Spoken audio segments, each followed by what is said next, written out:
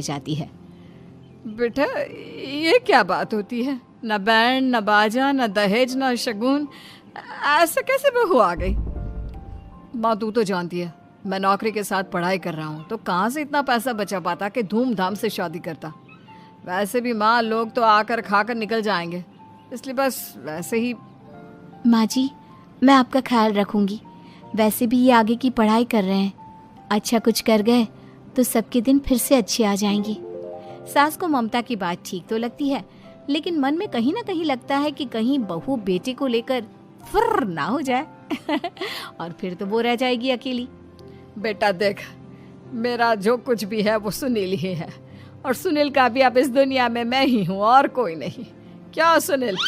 बिल्कुल माँ, लेकिन आज से ममता भी मेरे जीवन का अहम हिस्सा है, जैसे तू है। सास को बड़ा बुरा लगता है कि उसकी सल्तनत में कोई और हिस्सेदार कैसे हो सकता है। कैसे कोई और उसके 30 साल के बेटे की जिंदगी में अचानक से आकर बराबर का हिस्सेदार बन सकता है।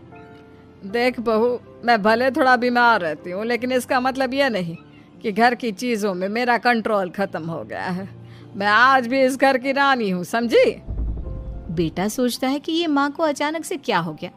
कल तक जो माँ कहती थी कि जिंदगी का कोई भरोसा नहीं, वो अचानक से जंग के मैदान की झांसी की रानी कैसे बन गई? माँ, क्या हो गया है? सब ठीक है ना? अचानक कैसी बात कर रही हो? ममता का आज पहला दिन है, स्वागत करो उसका। आसपास की आंटियों को बुलाओ, नई दुल्हन की मुंह दिखाए करवाओ। खैर, सास होने का फर्ज निभाती है और बाद में एक सहेली के साथ बाहर निकल जाती है। क्यों री बताया नहीं कि बेटे का ब्याह कर रही हो? वैसे तो सारा दिन हम ही में घुसी रहती हो। अरे मुझे भी तो अभी पता चला, यूं अचानक सर पर लेकर आ गया। कहता है बहू है माँ तुम्हारी। अब इसको भी इतना ही मैं प्यार करता हूँ जितना तुझे करता हूँ। लो जी, ये क्या बात होगी? क्यों इतना प्यार करता है? अरे माँ का प्यार तो ज्यादा होता है। अब उसको तो कोई दूसरा पति मिल सकता है, लेकिन तुम ही बताओ, क्या माँ की ममता किसी और की हो सकती है? ना जी ना, बेटे को समझाओ ये बात। अरे क्या समझाऊं, मुझे तो खुद ही समझ में नहीं आ रहा कि क्या हो रहा है। जो बेटा कल तक माँ माँ करता था, अचानक से बीवी बीवी का राग आलाप रहा है। देखा, उसकी बीवी ना सुंदर और जवान है। सुंदरता के आगे तो एक से एक नहीं टिके, तो तेरा बेटा किस खेत की मूली है?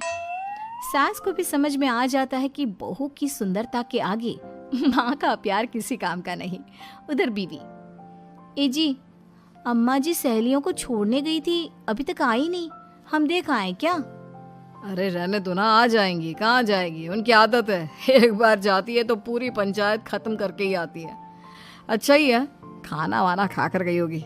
छोड़ो ना, घूमेगी तो खाना पचेगा, नहीं तो ऐसे ही खाट पकड़ लेगी। बहू भी शांत हो जाती है। उधर सास सोचती है कि आज थोड़ा देर से ही घर जाती हूँ, जब बेटा परेशान होकर ढूंढेगा तब मजा आएगा। बीवी को खुद ही पता चल जाएगा कि माँ के आगे उसकी दाल नहीं गलेगी। लेकिन वहीं दूसरी ओर घर पर, ए जी, माँ जी अभी भी नहीं आई।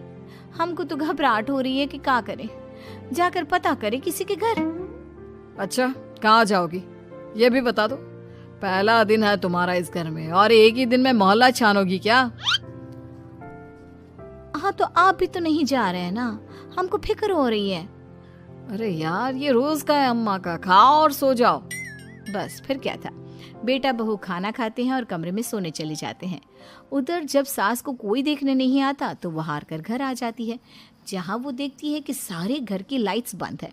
सास को गुस्सा आता है। बहू, ममता बहू कहाँ हो? लेकिन सारे दिन की थकी बहू को ऐसी नींद आती है जैसे किसी ने भांग की गोली खिला दी हो। वो तो नहीं उठती। उठकर आ जाता है बेटा। क्या बात है अम्मा, काहे चिल्ला रही हो? अरे सो जाओ ना, सुबह की थकी है बहू, वो सो रही है। जोर से बोलोगी तो नींद खुल जाएगी उसकी। माँ को गुस्सा आ जाता है। फिलहाल तो सो जाती है, लेकिन मन ही मन ढेर सारा जहर बहू के लिए भरा होता है। सुबह बहू चाय बना रही होती है कि सास धीरे से गैस तेज कर देती है, जिससे चाय का बर्तन जल जाता है। और जैसे ही बहू चाय का बर्तन उठाती है, उसका हाथ जल जाता है। मेरा हाथ जल गया। वो जोर जोर से चिल्लाकर इधर उधर भागती है कि सास थोड़ी देर में उसके हाथ में पानी डाल देती है। हाय रे बहू, क्या कर रही हो? पहली बार रसोई छुई हो क्या? सासू माँ गलती से गैस तेज रह गई थी और बर्तन जल गया, जिससे मेरा हाथ जल गया।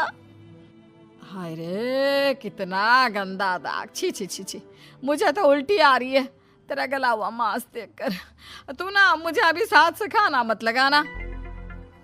बहू भी खुद का हाथ देखती है तो उसे भी रोना आ जाता है। कुछ दिनों के बाद सास की सहेली आती है, बहू चाय बनाकर लाती है। उसके जाने के बाद सहेली कहती है, बहू की सुंदरता ऐसी है कि कोई भी दीवाना हो जाए।